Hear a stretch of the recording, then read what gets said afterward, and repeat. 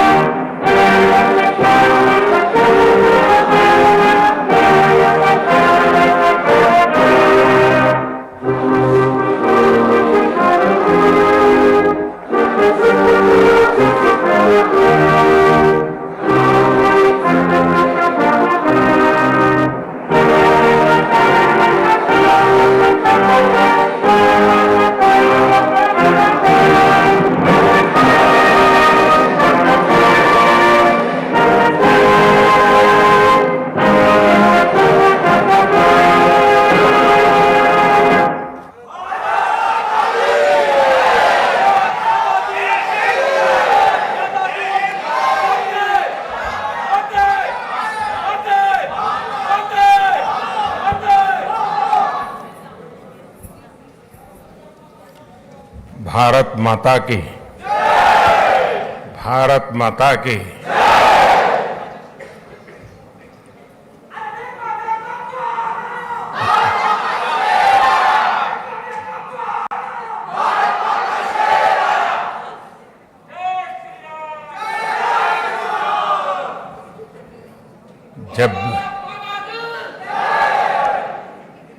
जब भी मैं जापान आता हूं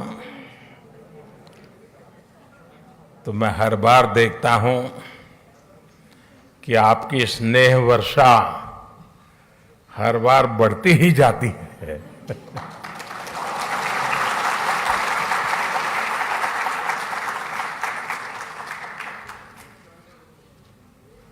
आप में से कई साथी ऐसे हैं जो अनेक वर्षों से यहां बसे हुए हैं। जापान की भाषा, यहाँ की वेशभूषा, कल्चर, खानपान एक प्रकार से आपके जीवन का भी हिस्सा बन गया है। और हिस्सा बनने का एक कारण ये भी है कि भारतीय समुदाय के संस्कार समावेशक रहे हैं, लेकिन साथ साथ जापान में अपनी परंपरा, अपने मूल्य, अपनी जीवन पद्धति, उसके प्रति जो कमिटमेंट है वो बहुत गहरा है। और इस दोनों का मिलन हुआ है, इसलिए स्वाभाविक रूप से एक अपनेपन के महसूस होना बहुत स्वाभाविक होता है। साथियों, आप यहां रहे हैं, काफी लोग आप लोग यहां बस गए हैं। मैं जानता हूं कईयों ने यहां शादी भी कर ली है।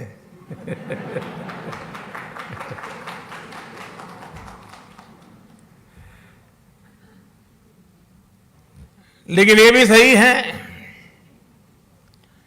कि इतने सालों से यहां जुड़ने के बावजूद भी भारत के प्रति आपकी श्रद्धा, भारत के संबंध में जब अच्छी खबरें आती हैं तो आपकी खुशियों का पार नहीं रहता है, होता है ना। और कभी कोई बुरी खबर आ जाए तो सबसे ज्यादा दुखी भी आप ही होते हैं। ये विशेषता है हम लोगों की कि हम कर्म भूमि से तन मन से जुड़ जाते हैं, खप जाते हैं, लेकिन मातृभूमि के जो जड़ों से जुड़ाव है उससे कभी दूरी नहीं बनने देते हैं। और यही हमारा सबसे बड़ा सामर्थ्य है।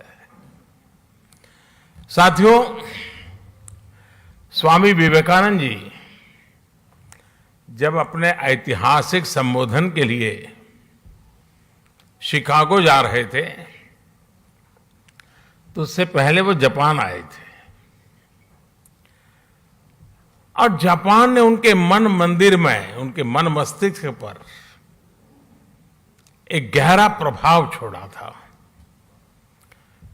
जापान के लोगों की देशभक्ति, जापान के लोगों का आत्मविश्वास, यहां का अनुशासन, स्वच्छता के लिए जापान के लोगों की जागरूकता, विवेकानंद जी इसकी खुल करके प्रशंसा की थी। गुरुदेव रविंद्रनाथ जी टैगोर ये भी कहते थे, जापान एक ऐसा देश है जो एक ही साथ प्राचीन भी है और आधुनिक भी है। और टैगोर ने कहा था, Japan has come out of the immemorial east like a lotus blossoming in easy grace, all the while keeping its firm hold upon the profound depth for which it has sprung। यानी कहना वो चाहते थे कि Japan कमल के फूल की तरह जितनी मजबूती से अपनी जड़ों से जुड़ा है उतनी ही भव्यता से वो हर तरफ सुंदरता को भी बढ़ाता है। हमारे इन महापुरुषों की ऐसी ही पवित्र भावनाएं जापान के साथ हमारे संबंधों की गहराइयों को स्पष्ट करती हैं। साथियों, इस बार जब मैं जापान आया हूं तो हमारे डिप्लोमेटिक संबंधों को 70 साल होने जा रहे हैं, 7 दशक। साथियों, आप भी यहां रहते हुए अनुभव करते होंगे, हिंदुस्तान में भी हर कोई अनुभव करता है कि भारत और जापान नेचुरल पार्टनर है। भारत के विकास में, भारत की विकास यात्रा में जापान की महत्वपूर्ण भूमिका रही है। जापान से हमारा रिश्ता आत्मीयता का है, अध्यात्म का है। जापान से हमारा रिश्ता सहयोग का है, अपनेपन का है। और इसलिए एक प्रकार से रिश्ता हमारा सामर्थ्य का है, ये रिश्ता सम्मान का है। और ये रिश्ता विश्व के लिए सांझे संकल्प का भी है। जापान से हमारा रिश्ता बुद्ध का है, बोध का है, ज्ञान का है। हमारे महाकाल है तो जापान में दाइकोकुतेन है। हमारे ब्रह्मा है तो जापान में बोनतेन है। हमारी मां सरस्वती है तो जापान में बेंजाइतेन है। हमारी महादेवी लक्ष्मी है तो जापान में किचिजोतेन है। तो हमारे गणेश हैं तो जापान में कानगीतेन है। जापान में अगर जैन की परंपरा है तो हम ध्यान को, मेडिटेशन को आत्मा से साक्षात्कार का माध्यम मानते हैं। 21वीं सदी में भी भारत और जापान के इन सांस्कृतिक संबंधों को हम पूरी प्रतिबद्धता के साथ आगे बढ़ा रहे हैं। और मैं तो काशी का सांसद हूं और बड़े गर्व से कहना चाहूंगा कि जापान के पूर्व प्रधानमंत्री श्री अबे जब काशी आए थे तब उन्होंने एक बहुत बढ़िया सौगात काशी को दी। काशी में जापान के सहयोग से बना रुद्राक्ष और जो मेरी कभी कर्मभूमि रही वो अहमदाबाद में जैन गार्डन और काइजन एकेडमी, ये ऐसी बातें हैं जो हमें कितनी निकट लाती हैं। यहां आप सभी जापान में रहते हुए इस ऐतिहासिक बंधन को और मजबूत बना रहे हैं और सशक्त कर रहे हैं।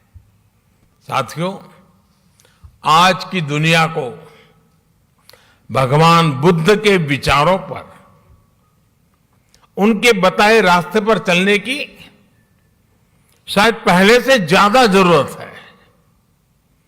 यही रास्ता है जो आज दुनिया की हर चुनौती, चाहे वो हिंसा हो, अराजकता हो, आतंकवाद हो, क्लाइमेट चेंज हो, इन सब से मानवता को बचाने का यही मार्ग है। भारत सौभाग्यशाली है कि उसे भगवान बुद्ध का प्रत्यक्ष आशीर्वाद मिला। उनके विचारों को आत्मसात करते हुए भारत निरंतर मानवता की सेवा कर रहा है।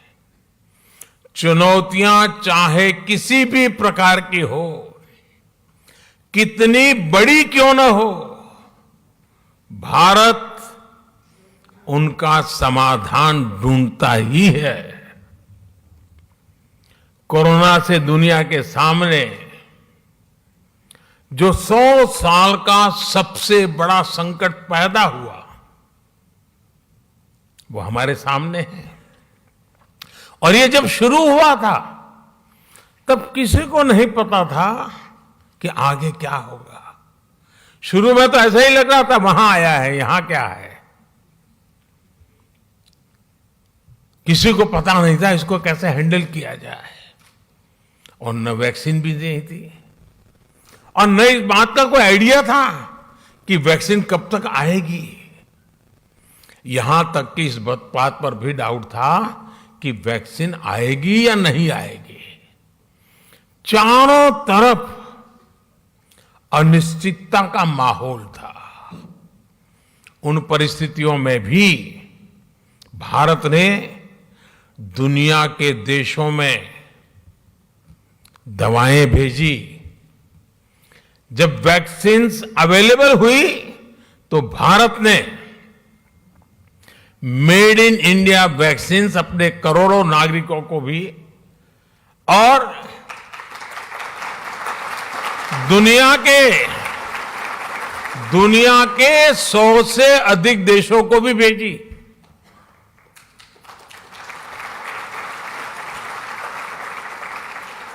साथियों, अपनी स्वास्थ्य सेवाओं को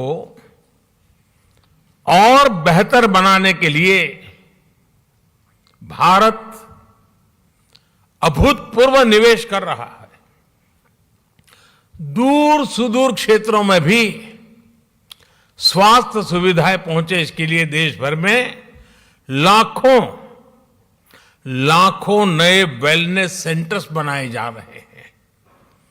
आपको ये जानकर के भी खुशी होगी, शायद आज आपने भी सुना होगा, वर्ल्ड हेल्थ ऑर्गेनाइजेशन WHO ने भारत की आशा वर्कर्स, आशा बहनों को director generals global health leader award से सम्मानित किया है।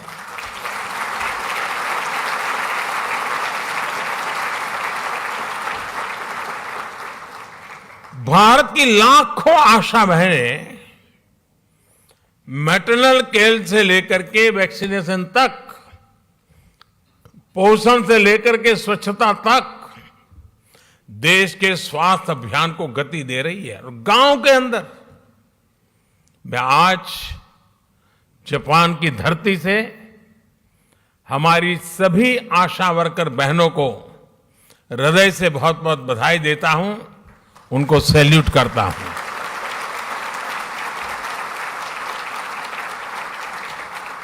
साथियों,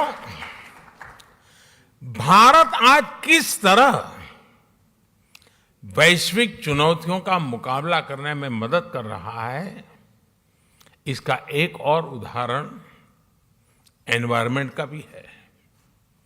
आज क्लाइमेट चेंज विश्व के सामने मौजूद एक महत्वपूर्ण संकट बन गया है। हमने भारत में इस चुनौती को देखा भी और उस चुनौती से स्थायी समाधान के लिए रास्ते भी खोजने की दिशा में हम आगे बढ़े। भारत ने 2070 तक नेट जीरो के लिए कमिट किया है।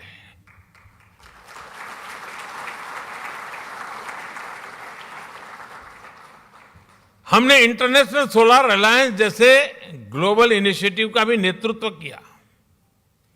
क्लाइमेट चेंज के कारण दुनिया पर नेचुरल डिजास्टर्स का खतरा भी बढ़ गया है।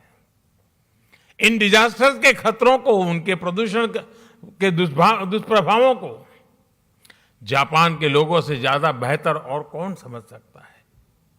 प्राकृतिक आपदाओं से जापान ने लड़ने की क्षमता भी बना दी है। जिस तरह जापान के लोगों ने इन चुनौतियों का सामना किया है, हर समस्या से कुछ न कुछ सीखा है,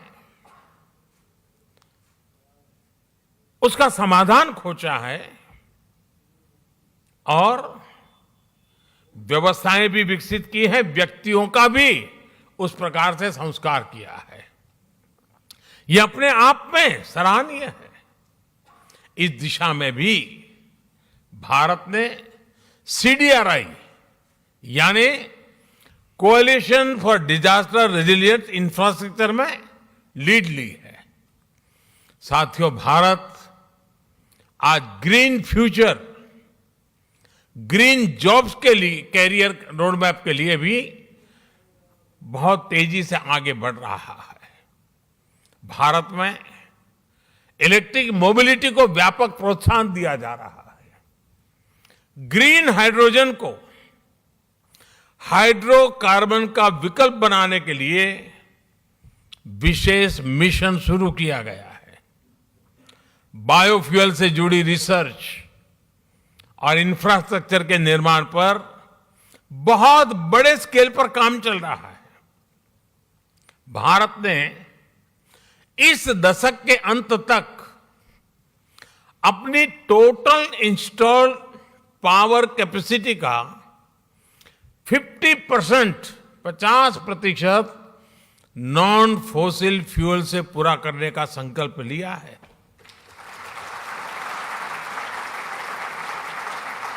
साथियों, समस्याओं के समाधान को लेकर भारतीयों का जो ये आत्मविश्वास है,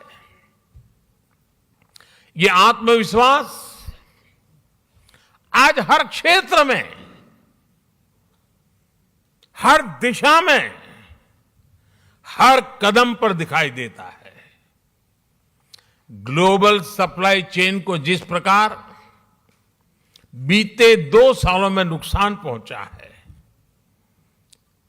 पूरी सप्लाई चेन सवालिया निशान में घिरी हुई है। आज सारी दुनिया के लिए यह अपने आप में एक बहुत बड़ा संकट बना हुआ है। भविष्य में ऐसी स्थिति से बचने के लिए हम आत्मनिर्भरता के संकल्प के साथ आगे बढ़ रहे हैं।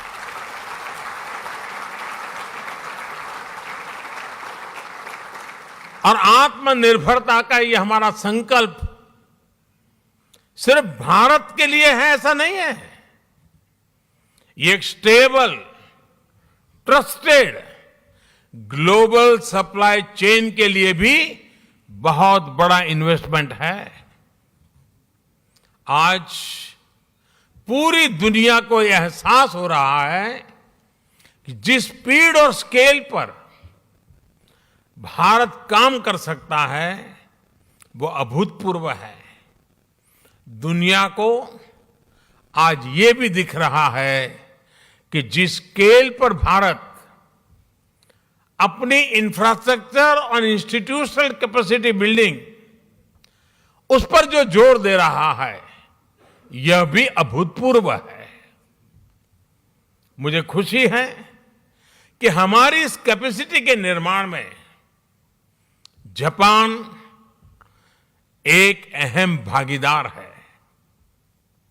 Mumbai Ahmedabad high speed rail हो, दिल्ली मुंबई इंडस्ट्रियल कॉरिडोर हो, डेडिकेटेड फ्रेट कॉरिडोर हो, ये भारत जापान के सहयोग के बहुत बड़े उदाहरण हैं। साथियों, भारत में हो रहे बदलावों में एक और खास बात है। हमने भारत में एक स्ट्रांग और रेजिलिएंट रिस्पॉन्सिबल डेमोक्रेसी की पहचान बनाई है। उसको बीते 8 सालों में हमने लोगों के जीवन में सकारात्मक बदलाव का माध्यम बनाया है। भारत की डेमोक्रेटिक प्रोसेस से आज समाज के वो लोग भी जुड़ रहे हैं जो कभी गौरव के साथ ये अनुभव नहीं कर रहे थे कि वो भी इसका हिस्सा है। हर बार, हर इलेक्शन में रिकॉर्ड टर्नआउट, और उसमें भी यहां जो हमारी माताएं बहनें हैं उनको जरा खुशी होगी। आप अगर भारत के चुनावों को डिटेल में देखते होंगे तो आपको ध्यान आता होगा कि पुरुषों से ज्यादा महिलाएं वोट कर रही है।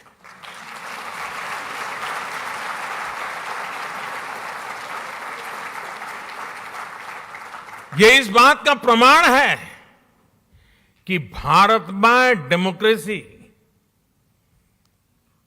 सामान्य से सामान्य नागरिकों के हकों के प्रति कितनी सजग है, कितनी समर्पित है और हर नागरिक को कितना सामर्थ्यवान बनाती है। साथियों, मूल सुविधाओं के साथ साथ हम भारत के एस्पिरेशन को भी नई बुलंदी दे रहे हैं, नया आयाम दे रहे हैं। भारत में इंक्लूसिवनेस का, लीकेज प्रूफ गवर्नेंस का, यानी एक ऐसी डिलीवरी व्यवस्था, टेक्नोलॉजी का भरपूर उपयोग करते हुए एक ऐसे मैकेनिज्म को विस्तार किया जा रहा है ताकि जो जिस चीज का हकदार है वो बिना मुसीबतें, बिना कोई सिफारिश को, बिना कोई करप्शन किए अपने हक को प्राप्त कर सकता है और उसमें हम पूरी ताकत से जुटे हुए हैं।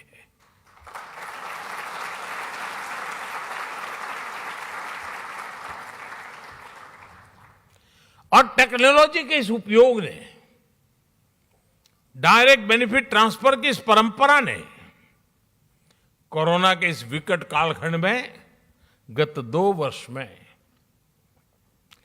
भारत की और खास करके भारत के दूर सुदूर गांव में रहने वाले, जंगलों में रहने वाले हमारे नागरिकों के हकों की बहुत बड़ी रक्षा की है, उनकी मदद की है। साथियों, भारत का बैंकिंग सिस्टम इन मुश्किल हालात में भी निरंतर चलता रहा और उसका एक कारण भारत में जो डिजिटल रिवॉल्यूशन आया है, डिजिटल नेटवर्क की जो ताकत बनी है, उसका ये परिणाम मिल रहा है। और आपको साथियों जानकर के खुशी होगी, पूरी दुनिया में जो डिजिटल ट्रांजैक्शन होते हैं ना, कैशलेस, यहां जापान में तो आप लोग टेक्नोलॉजी से भली भांति परिचित रहते हैं, लेकिन ये बात सुनकर के आनंद होगा, आश्चर्य होगा और गर्व होगा। पूरे विश्व में जितना भी डिजिटल ट्रांजैक्शन होता है उसमें से 40% अकेले भारत में होता है।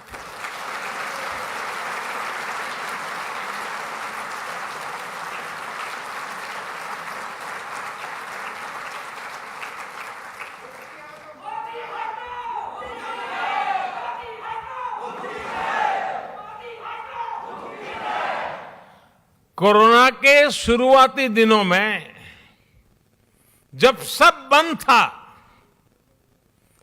उस संकट के कालखंड में भी भारत सरकार एक क्लिक बटन दबा करके एक साथ करोड़ों भारतीयों तक आसानी से उनके लिए जो मदद पहुंचानी है पहुंचा पाते थे।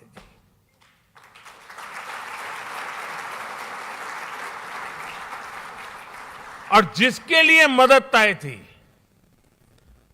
उसी को मिली, समय पर मिली, और इस संकट से जूझने का उसे सामर्थ्य भी मिला।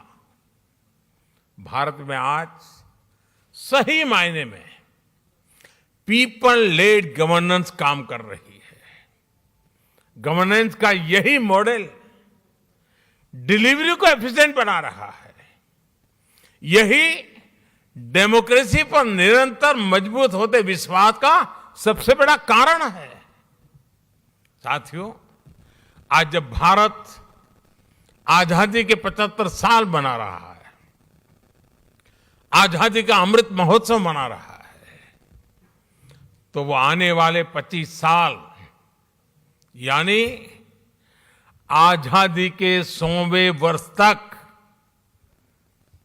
हिंदुस्तान को हमें कहां पहुंचाना है, किस ऊंचाई को प्राप्त करना है, विश्व में हमारे झंडा कहां कहां कैसे कैसे गाड़ना है, आज हिंदुस्तान उस रोड मैप तैयार करने पर लगा हुआ है।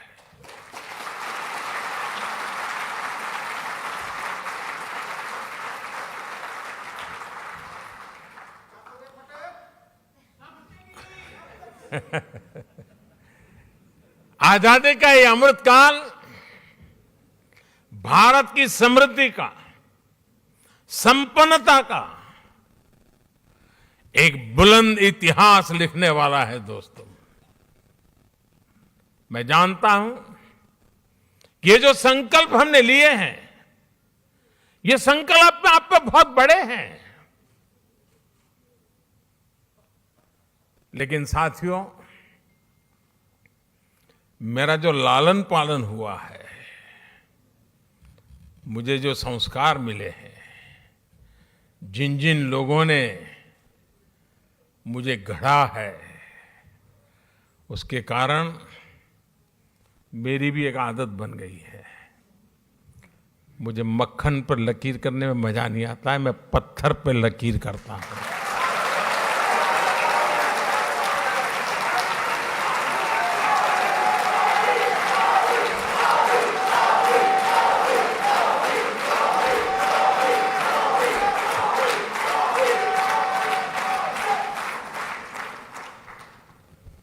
लेकिन साथियों, सवाल मोदी का नहीं है। आज हिंदुस्तान से 130 करोड़ लोग, और मैं जापान में बैठे हुए लोगों के भी आंखों में वही देख रहा हूं, आत्मविश्वास।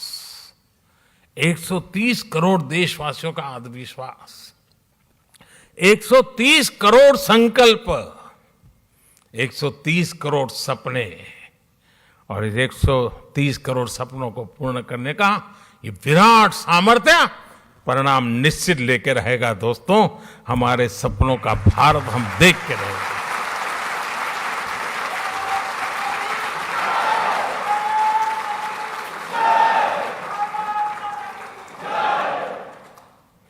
आज भारत अपनी सभ्यता, अपनी संस्कृति, अपनी संस्थाओं के, अपने खोए हुए विश्वास को फिर से हासिल कर रहा है। दुनिया भर में कोई भी भारतीय आज सीना तान करके, आंख में आंख मिला करके हिंदुस्तान की बात बड़े गर्व से कर रहा है। ये परिवर्तन आया है।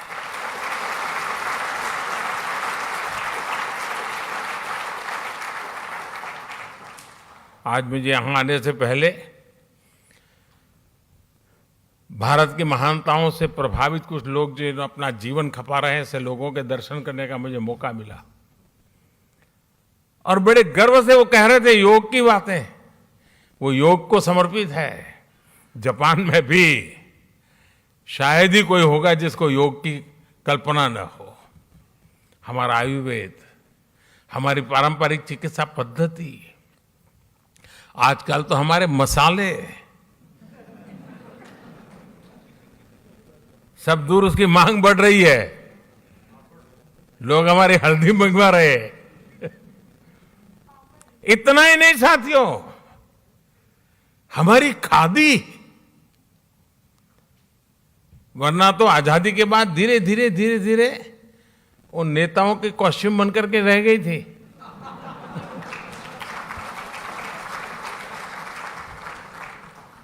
आज उसका पुनर्जीवन हो गया है। खादी ग्लोबल बन रही है जी। यही तो भारत की बदलती हुई तस्वीर है दोस्तों। आज का भारत अपने अतीत को लेकर जितना गौरवान्वित है, उतना ही tech led, science led, innovation led, talent led future को लेकर भी आशावान है। जापान से प्रभावित होकर स्वामी विवेकानंद जी ने एक बार कहा था कि हम भारतीय नौजवानों को अपने जीवन में कम से कम एक बार जापान की यात्रा जरूर करनी चाहिए।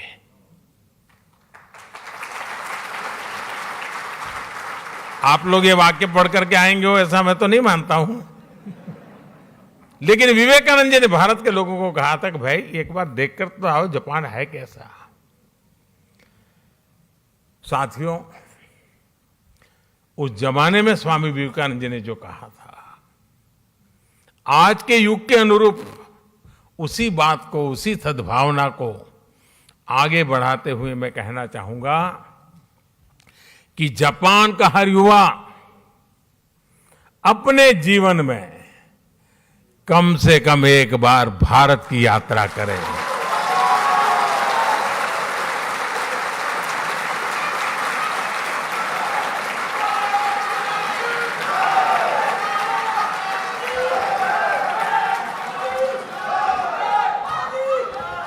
आपने अपनी स्किल से, अपने टैलेंट से, अपनी एंटरप्रेन्योरशिप से जापान की इस महान धरती को मंत्रमुग्ध किया है। भारतीयता के रंगों से, भारत की संभावनाओं से भी आपको जापान को लगातार परिचित कराना है। आस्था हो या एडवेंचर, जापान के लिए तो भारत एक स्वाभाविक टूरिस्ट डेस्टिनेशन है। और इसलिए भारत चलो, भारत देखो, भारत से जुड़ो, इस संकल्प से जापान के हर मेरे भारतीय से मैं आग्रह करूंगा कि वो उससे जुड़े। मुझे विश्वास है कि आपके सार्थक प्रयासों से भारत जापान की दोस्ती को नई बुलंदी मिलेंगी। इस अद्भुत स्वागत के लिए, और मैं देख रहा था, अंदर आ रहा था, चारों तरफ जोश, नारे, उत्साह, और जितना भारत को आप अपने में जीने की कोशिश करते दिख रहे हो, ये सचमुच में दिल को छूने वाला है।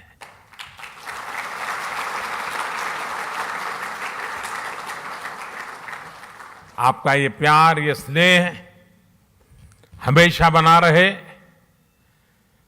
इतनी बड़ी तादाद में आकर के, और मुझे बताया गया कि जापान में से सिर्फ टोक्यो से नहीं, बाहर से भी कुछ साथी आज आए हैं।